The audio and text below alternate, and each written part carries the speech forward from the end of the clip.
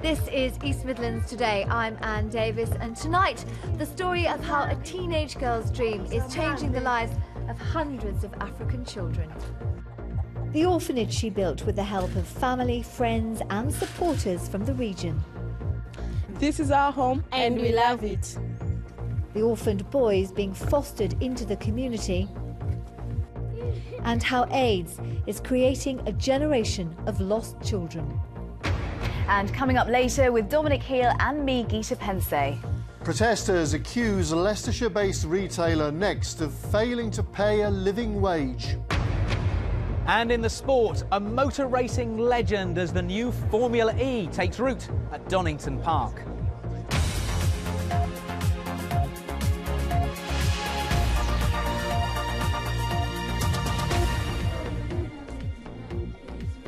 Hello and welcome to Thursday's programme, which comes to you tonight in part live from Malawi in southeastern Africa. 900 miles south of the equator, it is one of the least developed countries in the world. There are high infant mortality rates and low life expectancy, and AIDS is everywhere.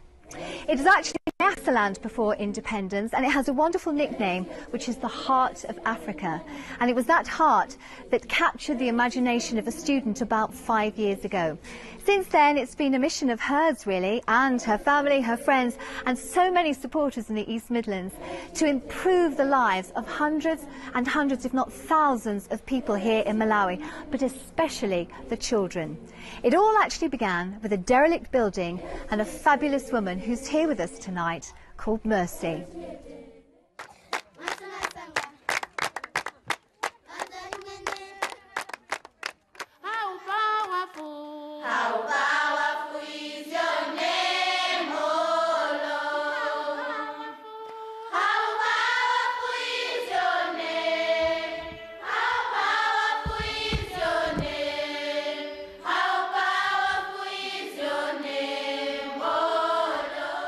This is Tilinanu Orphanage. It's home to 35 girls aged from 21 to 7. Hello, everyone. Hello. And that's Mercy over there, who looks after everybody. But of course, the whole thing was really started about 5 years ago by Alice. We started Tilinanu because there's so many orphans and girls are particularly at risk. And since we started it, we've just gone from strength to strength. Tilinanu is basically a platform for change. It's giving the girls a second chance in life, and the most important thing about Tilinanu is it's giving them an education, and as soon as somebody's got education, then they're given the choice and the freedom for development, really. These two little girls are the latest intake. They only came about 3 days ago. They've never had anything of their own before, and when they were given these toys, they didn't even know what to do with them. But they do now, don't you? We are very proud of Alice because she gave us everything we need. So the girls are so happy to stay here, and if they forget that they have orphans. And what difference does it make to the girls being able to be here for their future? Oh, because they know that they have bright future. They go to school and they know that they will finish school and they go to any course they want to take, they will be. Before Alice and Tilinanu, it's quite likely that a lot of these girls would never even have left this area. But thanks to a new joy in their lives, they're using their singing skills to make some big changes. But it's not just the girls that are being helped. Is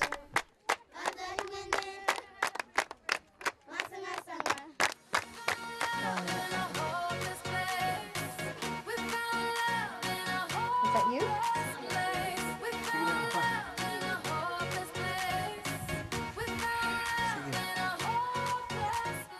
There are just as many boys that are orphaned in the community as well, and we felt that we wanted to do something for them.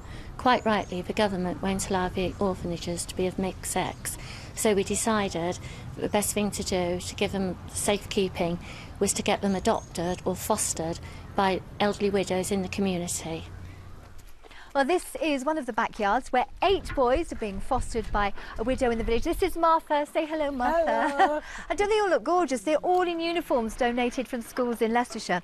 It's fantastic, you know, they get all the love of family life from Martha, and they're also brought up within their own community. And for Martha, it means she gets a small income because she is really very, very poor. But you know, all the children we've met here are actually the lucky ones, because AIDS is sweeping through the vast and beautiful continent that is Africa, and it's leaving in its wake a generation of lost children.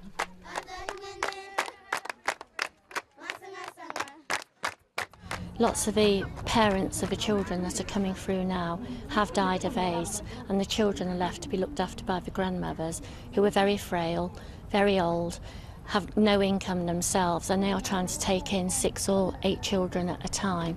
We had to consider whether we took the girls with HIV. Did you? We did. There was no option. They were so... If we didn't, they'd have gone on and died. They had the opportunity by coming to us to get the treatment, and now they're fit and healthy. AIDS impacts on life here in every way. It's a huge drain on the labour force and on government expenditure, but its greatest impact is on the children. If they're not born with it, it's likely that their parents will have died from it, leaving a whole generation to fend for themselves far earlier than they ought to.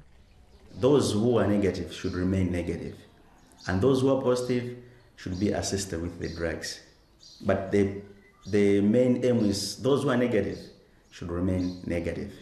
So really that's down to education? Yes, through education. And as he says, it is actually all about education. Alice is with me now, and that's right, isn't it? It's so important. You're exactly right, and from the beginning, Tilinanu's run on the ethos that education is the key to change, and we've kind of powered through that now, where we're now running the Volunteer Foundation directly alongside Tilinanu to facilitate exactly that, to facilitate greater change, and within the education system, where we are now building a school that's going to educate thousands of children with a team of builders from the Leicestershire community. Again, we've had continuous, amazing support from Leicester, and they're on the ground right now, which is really exciting. Well, they are, aren't they? Because we've spent some time with them. They're amazing guys. They pay for it all themselves, and they've come out here, and in 10 days, 10 days. They have built, practically, it's almost finished, they've built a school. It's their story tomorrow, so don't forget to join us for that. As you can hear, there are beautiful voices behind me.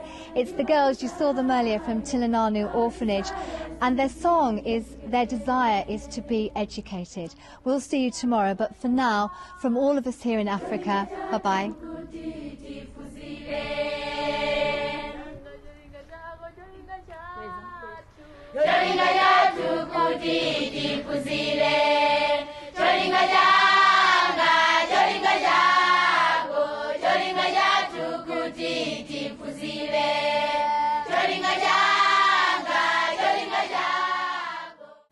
Time now to return to Africa and in Malawi, from where she reported last night on the efforts of East Midlanders to improve the lives of orphans. Tonight she's met some builders undertaking a very special Malawi makeover. Hello, welcome to my studio, which tonight is about 5,000 miles away from yours. We're here in Malawi in southeastern Africa. It's a country bordered by Zambia, Mozambique and Tanzania, and it's very poor. To give you an idea, the currency is the kwacha, and there are about 600 or 650 to the pound. The minimum wage for a day is 80 pence. Once you go outside the perimeters of the towns and cities, the villages are dotted in amongst the maize fields. They have no running water and no electricity. And for children to get to school, it involves a huge walk, sometimes miles, which is where all these guys come in, and a little lady down at the end there, because they picked up a challenge to build a school in less than 10 days. And this is their story.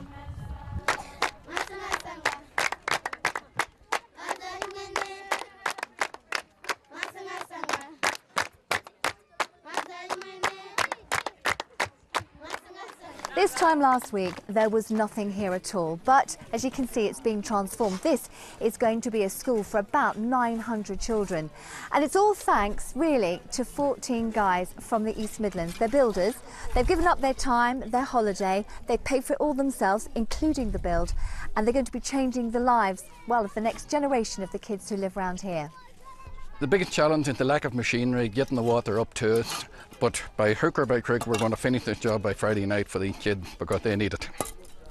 It's much more than just a school. The children, there's hundreds of children that will get an education. The women are going to be doing skills workshops at night. The children are going to learn permaculture and be planting maize. Within 2 years, the whole school is going to be self-sustainable. The volunteer teachers will be fed with maize. Fantastic. Are you pleased with it all? Oh, absolutely blown away. It's going to be a self-sustainable school built in 10 days by some incredible builders, clothed by some incredible people in Leicester, and without the community that we've got at home and our support from the UK and the builders, this wouldn't be possible. And it's not just the build. A first day at school to be really special needs uniforms and shoes, pencils and paper. And thanks to the generosity of pupils, parents and teachers from a number of Leicestershire schools, that's just what the new intake will have. Zikomo, that means thank you. And this is where all the uniforms from the schools in Leicestershire end up. And you know, they could not go to a better home, could they? No.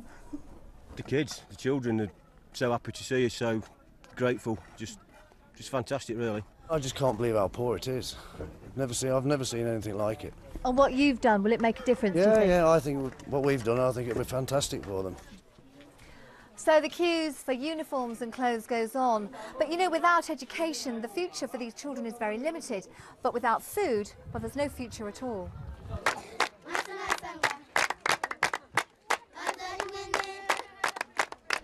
When you live in one of the most underdeveloped countries in the world, one that's also a victim of the AIDS pandemic that's sweeping across the African continent, getting a meal is no easy task.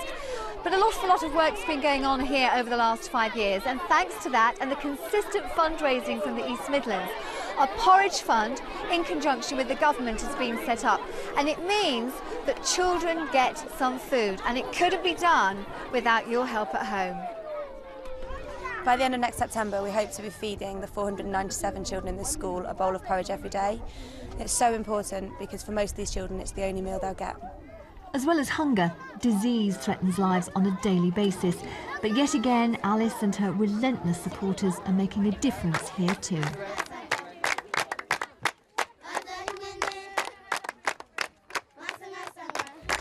With roads like this and little transport, for the majority of villagers, travelling to a doctor's surgery or clinic is a huge undertaking. That's if there even is one within your reach. Malaria is rife. Many like this mother and child don't even know that they've got it. There's typhoid and ringworm prevalent, particularly amongst the children. So vaccination is a rare gift that in the UK we take for granted. The reason that the vaccination and treatment programme is so effective is because the people have to walk for so long to get to the hospitals. Now, even if they've walked that long to get to the hospital, there's no guarantee that the government are going to give them any treatment or medicine because of lack of supplies. Therefore, there's a lot of women and a lot of children sat here with no treatment and no aid coming over to them. Now, we work in the villages that are so rural that we've reached out to over 70,000 people so far, vaccinated and treated them and supporting them on long-term programmes. That's why we're really in need of medical volunteers and people that can come over and offer their help and expertise so we can reach out to more people. Alice, she's here with us now. It's fantastic. We saw you yesterday. You built an orphanage, you fostered children, there's a feeding programme, a clinic, vaccinations. Is that it now? We've been busy, but unfortunately not. No, we've got big dreams and visions for the future.